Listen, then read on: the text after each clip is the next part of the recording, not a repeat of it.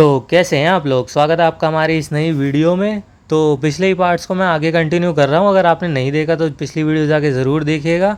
तो बिना किसी देरी के शुरू करते हैं। तो जैसे कि आपको याद है कि ये वही बंदा है जिसको एमसी ने पिछले पार्ट में पेला था बुरी तरह, और ये एक ट्रॉली सी घसीट के ला रहा होता है अपने दूसरे साथी के पास, और वो उसे बोलता है तुम वही कांग चिलो हो ना। तो वो बोलता है हाँ मैं वही हूँ। वो बोलता है मुझे तो लगा था कि तुम सेक्रीफाइस ढूंढने गए हो वो तायो के साथ, और तुम इतनी देरी से क्यों आ रहे हो। और ये उसके चेहरे को देख के बोलता है तुम्हारे चेहरे को क्या हुआ। फिर वो फिर वो बोल और वो पूछता है कि वो तायो कहाँ पे है। फिर वो बोलता है कि तायो मर गया। वो बोलता है क्या, तुम तो सिर्फ एक डी रैंक गेट में नहीं गए थे सिर्फ सेक्रीफाइस ढूंढने के लिए, और तुम वहाँ पिट के आए हो। ऐसा लग रहा है कि इसमें कोई सेंस नहीं है, क्या हुआ वहाँ पे। वो बोलता है वहाँ कुछ ऐसी चीज़ें हुई जो नहीं होनी चाहिए थी पर हो गई। वो बोलता है क्या मतलब है इसका, ढंग से बताओ और जल्दी बताओ। वो तो एक डी रैंक गेट नहीं है जहाँ पे सिर्फ सेकंड अवेकनिंग के न्यूबीज़ होते हैं। वो बोलता हाँ वो है तो, पर वहाँ पे मेरे को ना एक हाई लेवल प्लेयर मिल गया था जिसको मारने में मुझे ज़्यादा ही तकलीफ़ होगी, और मैंने उसे बड़ी मुश्किल से तायो ने सेक्रीफाइस करा और मैं उसे बड़ी मुश्किल से मार के आया हूँ। और ये देखो ये रहा वो बंदा। वो उसको वो ब्रीफ केस पकड़ाता है और वो उसमें खोलता है तो वही अपना कांगू पड़ा होता है उसमें। ये पार्ट देखिएगा, ये ज़्यादा इंटरेस्टिंग है। वो बोलता है, वो दूसरा बंदा उसको चेक करता है और बोलता है हाँ ये अभी सांस ले रहा है, पर वो उसे बोलता है कि तुम अजीब बर्ताव क्यों कर रहे हो। वो बोलता है ऐसा कुछ नहीं है, वो तायो मर गया इसीलिए मैं थोड़ा ज़्यादा टेंशन में हूँ, मेरा दिमाग ज़्यादा ख़राब हो रखा है। वो बोलता है ख़राब हो रखा है, वो तो पहले से ही ख़राब था तुम्हारा, उसमें नया क्या है। और फिर वो बोलता है कि जितने ज़्यादा बंदे कम होंगे उतना अच्छा है, बैप्टिज़म के लिए हमें सेक्रीफाइस मिलेंगे और तुम्हें ज़्यादा पावर ऑब्टेन होगी। और कहीं इसलिए तो नहीं तुमने तायो को मार दिया कि तुम सारी पावर खुद ही मतलब हड़प सको अपने लिए। और फिर वो उसे बोलता है वो कहाँ छिलो तुम लिटिल बास्टर्ड, मुझे तो लग रहा है तुमने ही पेला होगा उस तायो को ताकि सारी पावर तुम्हारे पास ले सके। फिर वो चिढ़ के बोलता है जाओ तुम ये सेक्रीफाइस के साथ डील करो, जो करना है तुम्हें करो, मैं जा रहा हूँ यहाँ से। वो उसे आवाज़ नहीं लगा के बोलता है अरे कहाँ जा रहा है और रुक जा बास्टर्ड। पर वो बेचारा डर के इतनी फटी होती है कि वो वहाँ से भाग जाता है। फिर उसका दूसरा साथी सोचता है कि ये इसलिए तो ऐसा बर्ताव नहीं कर रहा कि इसी ने तायो को मारा हो, और मैंने जितना सोचा था ये उससे ज़्यादा ही नरम दिल का है। फिर वो अंदर जाता है वो ब्रीफ केस उठा के जिसमें अपना कांगू होता है, और फिर वो बोलता है गिल्ड मास्टर। तो वो उसका गिल्ड मास्टर जो होता है वो बोलता है कि तुम देरी से आए हो, इतनी देरी क्यों हुई। वो बोलता है कि ये इसलिए हुआ क्योंकि एक हाई लेवल प्लेयर ने हम इंटरफेयर कर दिया था हमारे ये सारे प्रोसेस के बीच में। फिर वो उसका गिल्ड मास्टर पूछता है वो सेक्रीफाइस का क्या हुआ। वो उसे ब्रीफ केस दिखाते हुए बोलता है ये रहा। तो वो उसे बोलता है जल्दी से इसे ऊपर लेके आओ, हमारे पास ज़्यादा समय नहीं बचा। वो बोलता है अभी लाया। और फिर वो अपने कोई मंत्र वंत्र पढ़ने चालू करते हैं। और फिर ये जो अपना जो लाया होता है अपने कांगू को, वो सोचता है कि सारी चीज़ें बढ़िया आराम से चल रही हैं। मेरे को 1 साल हो गया है कि मैं कन्वर्ट हुआ हूँ इसमें, ये डिमोनिक एनर्जी जो एब्जॉर्ब करते हैं ये दूसरों को सेक्रीफाइस करके। और वो सोचता है कि हमारे फॉलोअर्स का काउंट भी बढ़िया से बढ़ रहा है, और ये जो ताकत की प्यास है ना ये मुझे लग गई है, और ये सिर्फ अब डिमोनिक एनर्जी जो भी है उसी से बढ़ सकती है। और वो बोलता है कि अब ये रिचुअल चालू होता है। और फिर उसका ये जो गिल्ड लीडर गिल्ड मास्टर होता है वो बोलता है सबको कि माना स्टोन प्रिपेयर करो जल्दी से। और फिर वो माना स्टोन प्रिपेयर करते हैं। और फिर उनका वो जो गिल्ड मास्टर होता है वो पूछता है आज किसको बैप्टिज़म रिसीव करना था। वो बोलता है ओरिजिनली तो ये वो कांग चिलो को रिसीव करना था पर वो पार्टिसिपेट नहीं कर पा रहा। वो बोलता है अच्छा तो अगर कोई नहीं है यहाँ बैप्टिज़म में तो मैं ही इसको बैप्टिज़म अपने लिए करूँगा। तो फिर वो रिचुअल शुरू करते हैं और वही अपने वो मंत्र वंत्र पढ़ते हैं। और वो बोलता है कि इतने सारे माना स्टोन से मैं बहुत सारे रिचुअल परफॉर्म कर सकता हूँ। और फिर वो ना अपना रिचुअल चालू करता है। रिचुअल में ना असल में वो डिमोनिक एनर्जी जो आती है वो दूसरे की जो सेक्रीफाइस होता है उसकी बॉडी में डालते हैं, और फिर वहाँ से ना वो उसका ब्लड पी के वो डिमोनिक एनर्जी अपने में ऑब्जॉर्व कर पाते हैं। क्योंकि ये जो दूसरे प्लेयर्स हैं ये डायरेक्ट डिमोनिक एनर्जी कांगू की तरह एब्जॉर्ब नहीं कर सकते। तो वो रिचुअल चालू करता है और उसमें डिमोनिक एनर्जी डालता है 5 गुना 10 गुना। वो खुश हो रहा होता है कि इससे तो मैं बहुत ज़्यादा ही ताकतवर बन जाऊंगा। पर कांगू जो है फिर वो 15 गुना 20 गुना 30 गुना 40 गुना ऐसे ही वो 50 गुना डिमोनिक एनर्जी जब ऑब्जॉर्व कर लेता है तो फिर ये बोलता है रुको नहीं नहीं और नहीं और नहीं बस। और फिर वो ऐसे ही चिल्ला रहा होता है, उसके डिसाइबल्स भी देख रहे होते हैं कि ये क्या हो रहा है। इतने में फिर कांगू उठता है और वो ज़ोर ज़ोर से हंसता है और वो बोलता है ये जो रिचुअल तुमने जो करा है प्लीज़ एक बार और करो, एक बार, सिर्फ एक बार और कर दो ये डिमोनिक रिचुअल। ये सुन के वो जो सामने वाला होता है वो पागल हो जाता है, वो कांगू के ऊपर अटैक करता है अपने फायर बॉल से। कांगू उसे डॉज करता है और फिर वो बोलता है बुरा अटैक नहीं था, वापस ट्राई करो। फिर वो जो ये एनिमी कमांडर होता है वो और गुस्से में आ जाता है और वो बोलता है तेरी माँ का बास्टर्ड, और फिर वो फिर अटैक करता है सारी फायर बॉल से एक साथ कांगू पे। तो वो ऐसे ही उस पर अटैक कर रहा होता है फायर बॉल से लगातार बार बार, पर कांगू को कोई फ़र्क नहीं पड़ता। वो अपनी जो अथॉरिटी ऑफ डिफेंस है ना वो यूज़ करता है, और उससे वो जितने भी फायर बॉल उस पर मारता है उस पर कोई फ़र्क ही नहीं पड़ता। और वो जब अथॉरिटी अपनी ये डिमोनिक एनर्जी यूज़ करता है तो वो सामने वाला देख के हैरान हो जाता है कि ये डिमोनिक एनर्जी यूज़ क्या कर रहा है। और फिर वो अपने डिसाइबल्स को बोलता है ये तुम क्या कर रहे हो, सारे मेरे साथ एक साथ इस पर अटैक करो। फिर उसके सारे डिसाइपल सारे अटैक करते हैं एक साथ, पर कांगू को फिर भी कोई फ़र्क नहीं पड़ता, वो सबको एक साथ पेल देता बढ़िया से। उनके अटैक्स का 1 रुपये का फ़र्क नहीं पड़ता कांगू पे। फिर वो उनका जो गिल्ड मास्टर ही होता है वो एक अटैक प्रिपेयर करता है। वो बोलता है ये फ्लेम का अटैक है, ये अथॉरिटी ऑफ हेल फायर है जो तुम्हें जला के रख देगी। कांगू मनी मन हंसता है, ये अथॉरिटी ऑफ हेल फायर है, इसको तुम अथॉरिटी ऑफ हेल फायर कहते हो। वो देख के वो और चिढ़ जाता है। फिर कांगू उसे कहता है ये देखो ये होती है असली अथॉरिटी ऑफ हेल फायर। वो इसे अपनी हेल फायर दिखाता है। वो उसको सामने वाला सोचता है ये कोई सेंस नहीं है, तुम डिमोनिक एनर्जी कैसे यूज़ कर सकते हो सब। फिर इतने में ना वो कांगू के सामने बिल्कुल झुक जाता है, ग्रोवल हो जाता है ज़मीन पे, और बोलता है कि ये देवताओं के राजा मैनिफेस्टेशन ऑफ ग्रेट एंड्रियस, मुझे पता था तुम ज़रूर आओगे। और फिर अब वो अपने फॉलोअर्स को भी बोलता है कि तुम सब झुको, ये एंड्रियस है जो हमें अमर बनाएगा, अमरता का वरदान देगा। फिर कांगू मनी मन सोचता है कि देखो इस बास्टर्ड को क्या ज़्यादा ही चालाक बन रहा है, इसके साथ चलो थोड़ा खेला जाए। तो फिर अपनी वो अथॉरिटी ऑफ स्काई यूज़ करता है और हवा में उड़ता है। वो बोलता है हाँ ही मैं ग्रेट एंड्रेस हूँ जो किंग ऑफ डीमंस का है और जो ग्रेट हेल से तुम्हारे लिए आया, तो बाकी सबको बाहर निकालो। कांगू बोलता है कि फिर मैं तुमसे कुछ बात करना चाहूँगा अकेले में। फिर जब उसके सबॉर्डिनेट सारे बाहर चले जाते हैं तो वो उससे पूछता है कि तुम्हारा नाम क्या है।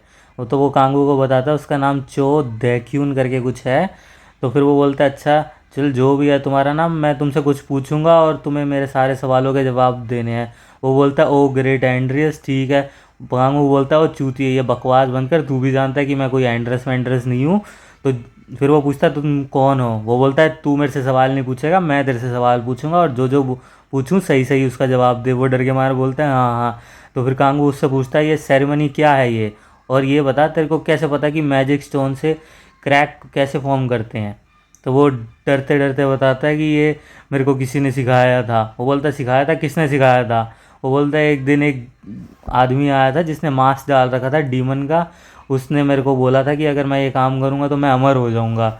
वो बोलता है साले चूतिया, और उसको दूर फेंक के मारता है कि तू ऐसी चीज़ कैसे एक्सेप्ट कर सकता है बिना कुछ जाने परखे।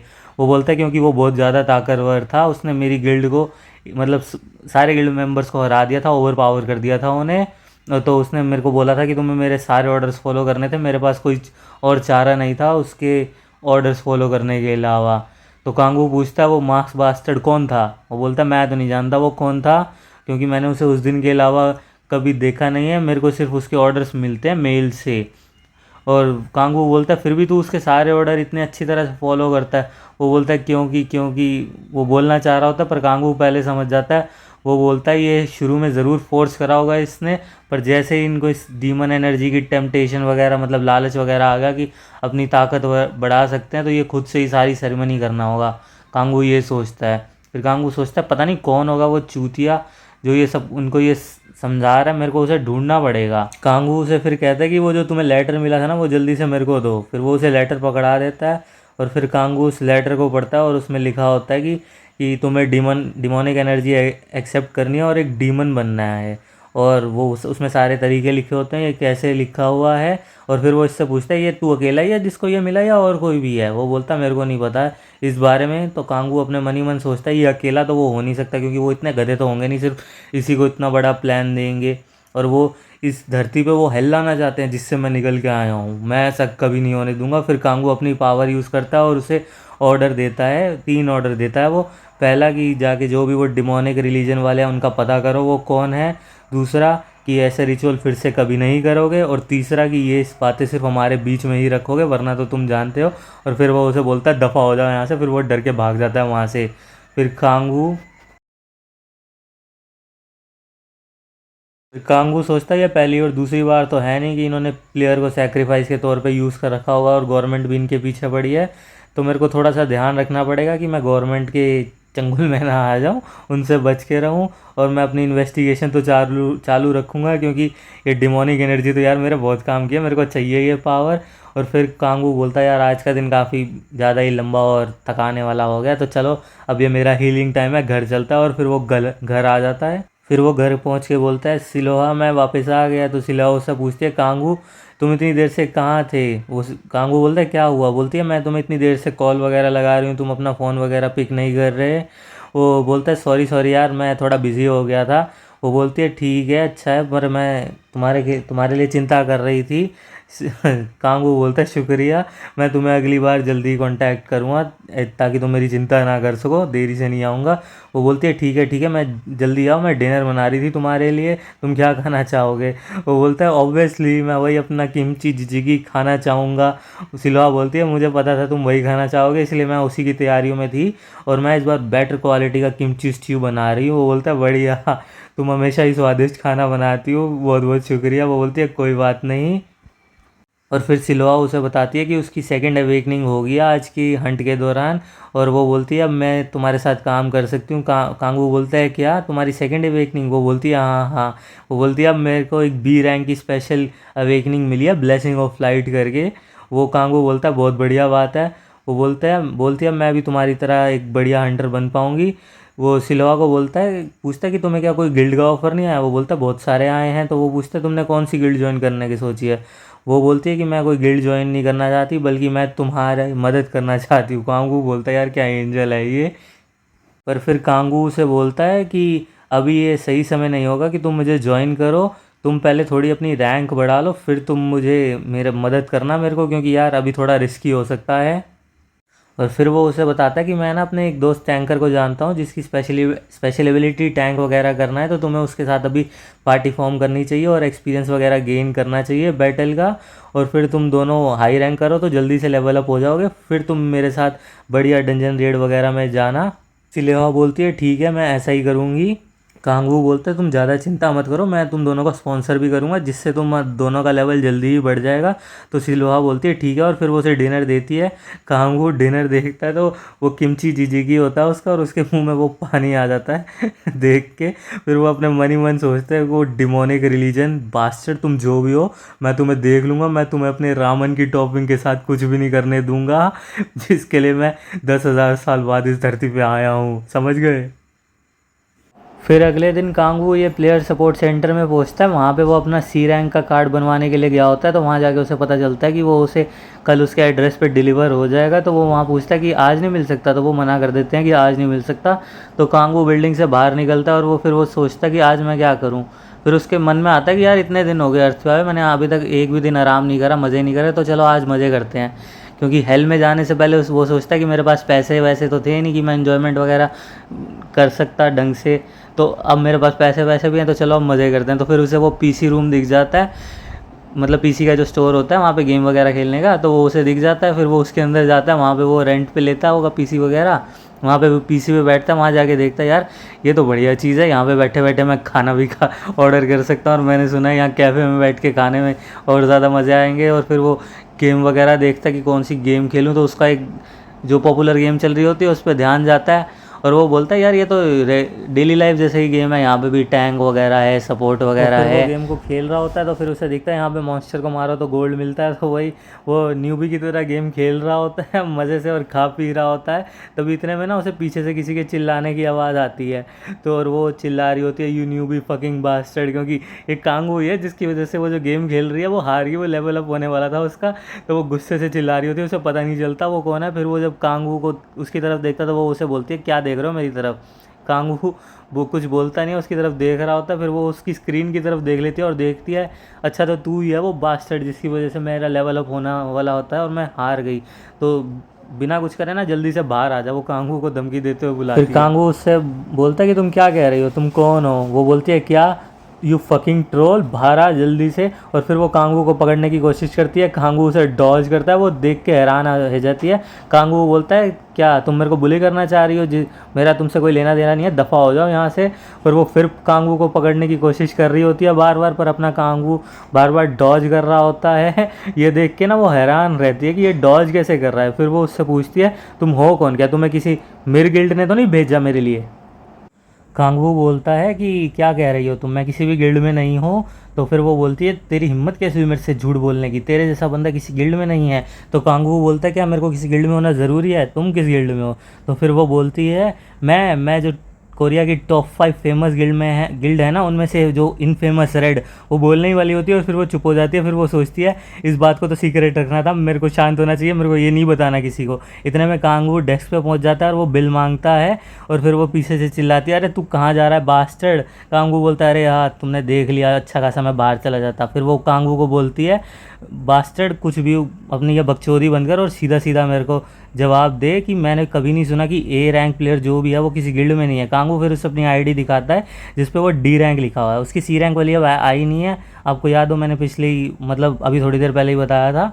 तो फिर वो बोलती है डी रैंक तुम एक बिगिनर हूँ। वो बोलता है हाँ मैं एक बिगिनर हूँ जिसको तुमने अभी मार दिया था। और फिर इतना बोल के कांगू दरवाजे से बाहर चला जाता है। लड़की मन में सोचते है ये बास्टर्ड कौन है ये।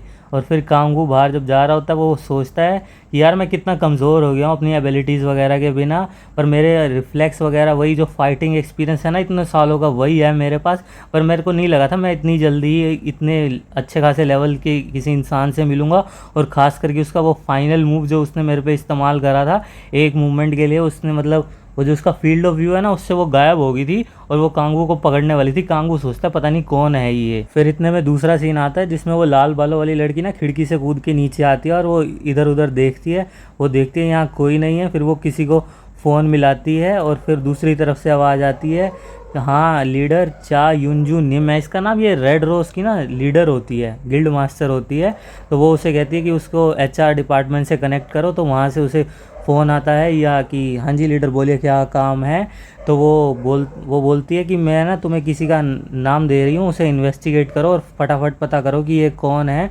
और ये पता करो ये कोई डिमोनिक रिलीजन का वर्शिपर है या नहीं है, और ये इसकी ये टॉप प्रायोरिटी काम है तुम्हारा, जल्दी से इसे पता करो। वो मुझे काफ़ी सस्पिशियस लगा और वो ना अपनी आइडेंटिटी कुछ छुपा रहा है। वो बोलती है कि मैंने उसका प्लेयर कार्ड भी देखा, उसका नाम कांग हू है और वो खुद को डी रैंक का प्लेयर बताता है, पर उसकी एबिलिटीज़ उससे कुछ मैच नहीं करती। पर वो बोलती है वो डी रैंक पे बिलोंग नहीं करता क्योंकि वो उसकी स्किल्स वो मेरी मूवमेंट प्रिडिक्ट कर पा रहा था। वो उधर से आवाज़ आती है क्या सच में। फिर वो बोलता है मैं जल्दी से इसका पता लगाता हूँ ये कौन है। वो बोलती है उसकी स्किल लेवल पे बेस्ड पे वो मैनेजर भी हो सकता है और लीडर भी हो सकता है उन डिमोनिक्स का, तो जल्दी से पता लगाओ। और फिर वो गुस्से से जाती है, वो अपने ऊपर पीसी रूम में कूद के वापस जाती है। तो वहाँ पे वो देखती है कि वो अपना पीसी खुला छोड़ गई थी और उसकी रैंक डिमोट हो जाती है। फिर उसको बहुत गुस्सा आता है, वो बोलती है ओ बास्टर्ड कांगू मैं तेरे को छोड़ूंगी नहीं, अगली बार मैं तेरे को ज़रूर मार डालूंगी। और कांगू को अचानक से चिल्स होती है, वो सोचता है क्या हुआ। तो इस वीडियो के लिए इतना ही, मिलते हैं आपसे अगली वीडियो में। तो तब तक के लिए इस वीडियो का लाइक कीजिएगा, चैनल को सब्सक्राइब कीजिएगा और घंटी वाले आइकन को ऑल पे कर दीजिएगा। तो सायोनारा गाइस।